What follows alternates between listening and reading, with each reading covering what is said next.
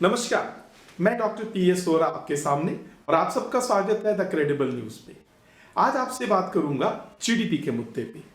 बीते दिनों हमारे देश के चीफ इकोनॉमिक एडवाइजर, मुख्य आर्थिक सलाहकार जो हैं वी अनंत नागेश्वरन जी, उन्होंने इस बात की घोषणा की कि भारत की अर्थव्यवस्था का जो जीडीपी है अब वो 4 ट्रिलियन से ऊपर हो गया है। और उनकी इस बात की घोषणा के बाद से सोशल मीडिया पर इन चर्चाओं में फिर से बहुत तेजी आ गई कि जब भारत की अर्थव्यवस्था 4 ट्रिलियन से ऊपर हो गई है, यानी ये इस बात का एक पुख्ता सबूत है कि भारत बहुत तेजी के साथ अर्थव्यवस्था या आर्थिक विकास की दर को प्राप्त किया जा रहा है और भारत आने वाले समय में विश्व के दूसरे बड़े मुल्कों को बड़ी तेजी से पीछे छोड़ देगा। ये चर्चाएं होनी आम है क्योंकि जब हम आंकड़ों के साथ बात करते हैं, जब हम कहते हैं जी हम 4 ट्रिलियन के हो गए हैं, तो डेफिनेटली उसका विश्लेषण क्या होगा? उसका विश्लेषण यही होगा कि जापान हमसे कितना आगे है, जर्मनी हमसे कितना आगे है, चीन हमसे कितना आगे और अमेरिका हमसे कितना आगे है। हम पॉजिटिव होकर सोचने की कोशिश ही करेंगे शायद, लेकिन इन सब के बीच में हम कुछ बातें भूल जाते हैं। क्या भूलते हैं हम ये भूल जाते हैं कि जब भी हम 4 ट्रिलियन की बातें करते हैं तो या जब भी हम जीडीपी की बातें करते हैं तो हम एक बेसिक भूल जाते हैं कि जीडीपी की कैलकुलेशन बेसिकली 2 तरीके से होती है। एक नॉमिनल ग्राउंड पे होती है और एक रियल ग्राउंड पे होती है। और जिस 4 ट्रिलियन की बात की जा रही है एट प्रेजेंट, हमारे चीफ इकोनॉमिक एडवाइजर ने जिस 4 ट्रिलियन की बात की है, वो जीडीपी जो है वो नॉमिनल जीडीपी है, यानी उस जीडीपी को करंट रेट पे काउंट किया जाता है। और जो रियल जीडीपी होता है उसको कांस्टेंट रेट पे काउंट किया जाता है।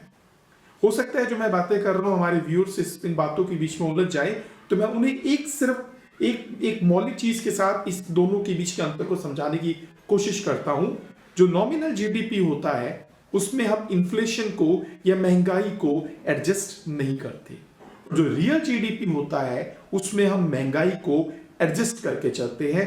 इसीलिए रियल जीडीपी और नॉमिनल जीडीपी के बीच में बहुत बड़ा डिफरेंस देखने को मिलता है। और महंगाई क्या चीज है इसे हम सब समझते हैं, ये हमारे जीवन को किस तरह से प्रभावित करती है हम इसे भी समझते हैं। कहने का मतलब ये है कि अगर कोई चीज हम पिछले साल 100 रुपए की ले रहे थे और आज उसे हम 110 रुपए की ले रहे हैं, तो उस चीज से उस वस्तु के 10 रुपए महंगे होने से हमारी रेवेन्यू, हमारी सेविंग्स 10 रुपए से कम होती है। तो जो नॉमिनल जीडीपी है उसमें हम इन्फ्लेशन को एडजस्ट नहीं करते हैं और जो रियल जीडीपी है उसमें इन्फ्लेशन को हम एडजस्ट करते हैं। अब मैं आपको एक छोटा सा आंकड़ा सरकारी आंकड़े के अनुसार बताता हूं। 2024-25 में जो हमारा नॉमिनल जीडीपी सरकार का था वो करीब 324 लाख करोड़ था। और दोस्तों उसी दौरान, उसी समय में, उसी वित्तीय वर्ष में जो हमारा रियल जीडीपी था वो करीब 190 लाख करोड़ था। आप डिफरेंस देख लीजिए। और अगर आप चाहें तो आप बजट उठा के देख सकते हैं जो निर्मला सीतारमण जी ने इस 1 फरवरी को दिया था, उसमें उन्होंने अपने नॉमिनल जीडीपी को 330 लाख करोड़ के आसपास बताया था। और मैं वही आपको कह रहा हूं कि करीब 324 लाख करोड़ था, लेकिन रियल जीडीपी कितना था? रियल जीडीपी 190 लाख करोड़ ही था।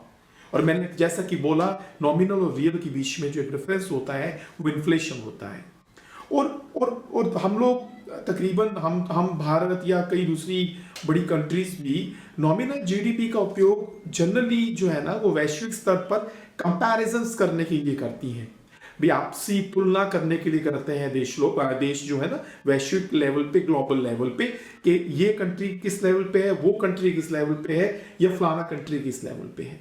लेकिन जो रियल जीडीपी होता है वो आपकी रियल ग्रोथ को प्रोड्यूस करता है, उसको रिप्रेजेंट करता है। तो एक बात तो ये है कि जब भी हम 4 लाख करोड़ की बात करते हैं तो हमें समझ में आना चाहिए इसमें इन्फ्लेशन एडजस्टेड नहीं है। और दूसरी बात, एक चर्चा भी हर कोई करता है और समझना चाहता है, क्योंकि पिछले कुछ वर्षों से ये जीडीपी के नंबर से क्रेडिट लेने का एक अजीब सा प्रचलन चल पड़ा है। क्योंकि एक तरफ तो हम ये मानते हैं और समझते भी हैं कि सरकारी आंकड़े भी हैं कि हम एक बहुत बड़ी तादाद को मुफ्त में खाद्यान्न देते हैं, अनाज देते हैं, और वो करीब नंबर 80 करोड़ के आसपास है। दूसरी तरफ हमारे मुल्क में ये चर्चा भी रहती है कि यहाँ पे आर्थिक विषमता बहुत ज्यादा है, गरीबी और अमीरी के बीच का खाई बहुत बड़ी है। तो फिर ये 4 ट्रिलियन वाला जो नंबर है और पांचवें अर्थव्यवस्था बनना और उसके बाद चौथे मुकाम पर आना, ये लोगों को तकरीबन समझ नहीं आता है। उन्हें ये लगता है कि जीडीपी तो बढ़ रहा है, हमारी जिंदगी में फर्क क्यों नहीं आ रहा। वो इसीलिए नहीं आ रहा क्योंकि वो नॉमिनल जीडीपी की बात की जाती है, रियल जीडीपी उसमें एडजस्ट नहीं किया जाता। अच्छा, एक बात और आपको बताऊं, थोड़ा टेक्निकल चलते हैं। अब जब ये आंकड़े आए थे नॉमिनल जीडीपी के, तो इन दिनों एक बड़ी कंपनी एशियन पेंट्स, उनके एक मुख्य कार्यकारी अधिकारी या एक अपर फंक्शनरी कहता हूँ, एक उनका तो एक उनकी कंट्रोवर्सी आ गई थी। एक उन्होंने कहा था कि हमें तो समझ में नहीं आ रहा जीडीपी के आंकड़े कैसे रिलीज हो रहे हैं, क्योंकि कंपनियों के मुनाफे उतने नहीं आ रहे हैं।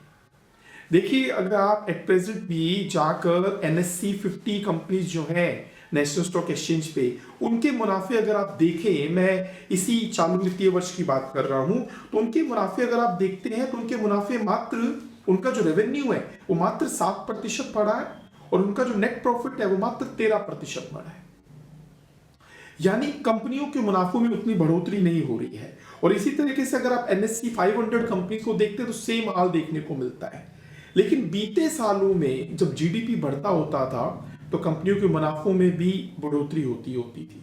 ठीक है, अब एक बात और करते हैं कि जीडीपी का वास्तव में वैसे फॉर्मूला क्या है, क्योंकि जब मैंने कंपनियों के मुनाफे की बात की तो कोई जरूरी नहीं है कि कंपनियों के मुनाफे बढ़ेंगे तो ही जीडीपी बढ़ेगा। इस बात को तो हम समझ सकते हैं। तो एक बात को समझे हम, जीडीपी का वास्तव में फॉर्मूला क्या होता है। जीडीपी के फॉर्मूले में सबसे पहले आता है I stands to investment, C stands to consumption, G stands to government कितना खर्च करती है, और उसके बाद होता है नेट एक्सपोर्ट। यानी आई यानी इन्वेस्टमेंट में आप कंजम्पशन जोड़िए, कंजम्पशन में आप गवर्नमेंट के खर्चों को जोड़िए, और फाइनली आप नेट एक्सपोर्ट जोड़ दीजिए। नेट एक्सपोर्ट का मतलब एक्सपोर्ट में से इंपोर्ट को लेस करके, तो आपका जीडीपी काउंट होता है। अब बात ही हो रही है कि investment plus consumption plus government spending. अब जो कंजम्पशन है ना, हमारा भारत का जीडीपी जो बढ़ रहा है उसके पीछे बहुत बड़ा कारण इस देश का कंजम्पशन है, क्योंकि ये देश जो है एक बहुत बड़ी आबादी वाला मुल्क है, राइट। तो वो आबादी जब कंजम्पशन करती है, उस कंजम्पशन के कारण हमारा जीडीपी बढ़ता है। लेकिन अब इसमें भी एक बात के पीछे तर्क नहीं समझ आते हैं कि 140 करोड़ वाला देश जो है उसमें एक बहुत बड़ी आबादी तो गरीब है। तो क्या वो गरीब आबादी वास्तव में कंजम्पशन बढ़ा रही है? और जब आप खुद कह रहे हो, आपके आंकड़े कह रहे हैं कि 80 करोड़ लोगों को आप जो है ना, जो फूड है वो फ्री डिस्ट्रीब्यूट कर रहे हो, तो ये आंकड़े समझ में नहीं आते हैं कि कंजम्पशन बढ़ रहा है तो कौन सी आबादी का कंजम्पशन बढ़ रहा है। दोस्तों, कंजम्पशन अगर बढ़ रहा है तो इस मुल्क में एक आबादी है जो मिडिल क्लास से ऊपर निकल गई है। पिछले कुछ अरसे से उसे इस देश की कमाई का बहुत बड़ा हिस्सा मिला है। वास्तव में ये देश आज की डेट में उन्हीं लोगों के कंजम्पशन से ही चल रहा है, और इसी कारण हमारा जो नॉमिनल जीडीपी है वो बढ़ता जा रहा है। और लेकिन एक बात और इसमें बड़ी ताज्जुब करने वाली है कि जीडीपी बढ़ तो रहा है, लेकिन आपको पता है कि हमारी पर कैपिटा इनकम कहां पे आ रही है। यानी इस जीडीपी के अंदर जब आपकी देश की पॉपुलेशन का डिवाइड देते हैं तो आपकी पर कैपिटा इनकम आती है। आपकी पर कैपिटा इनकम अभी 2,82,000 पे आ रही है, और अमेरिका में वो 78 लाख है। अमेरिका का जीडीपी नॉमिनल बात भी करें तो हमारे से 8 गुना ज्यादा है। कहने का मतलब ये है कि नॉमिनल जीडीपी जब हम ये मानते हैं कि उसमें इन्फ्लेशन का डेटा इंट्रोड्यूस नहीं हो रखा, जो आम आदमी के जीवन को सबसे ज्यादा प्रभावित करता है, तो हम क्यों उस जीडीपी के नंबर को लेकर आर्थिक विकास की बढ़ोतरी की बातें कर कहीं ना कहीं आम आदमी को एक तरीके से उसको एक गलत मैसेज देने की कोशिश करते हैं, या फिर उसके सामने एक भ्रम पैदा कर देते हैं कि हम विकसित हो रहे हैं। इस मुल्क में आम आदमी को इस बात का यकीनन एक भ्रम है कि विकास हो भी रहा है या नहीं, क्योंकि वो विकास के आंकड़ों के बीच में बहुत उलझा हुआ है।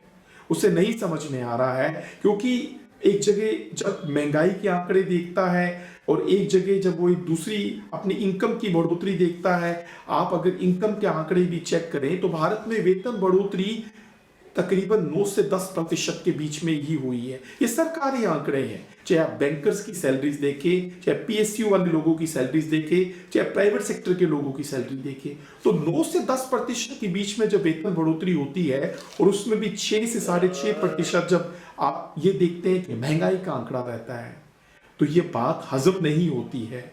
और इसी कारण शायद एक बड़ी कंपनी, जो मैंने आपको बताया कि एशियन पेंट्स वालों ने जब ये कहा कि हमें समझ में नहीं आता है कि जीडीपी के आंकड़े कहाँ से आ रहे हैं, क्योंकि ग्रोथ तो हो नहीं रही है, तो कंपनी के रेवेन्यूज का कम रहने का कारण ये है, वेतन बढ़ोतरी ज़्यादा नहीं है, महंगाई बढ़ रही है, तो लोग खरीद नहीं पाते हैं।